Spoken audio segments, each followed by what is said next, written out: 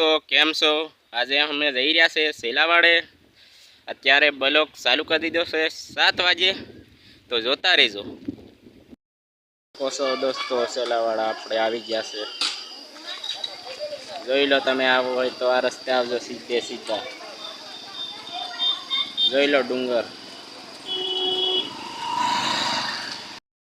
અમે આવી ગયા છે સેલાવાડે, જોઈ લો ઉપર ચડી ગયા છે। જોઈ લો, બધું તમને બતાવી દઉં, પછી કહેતા નહીં બતાવી નહીં।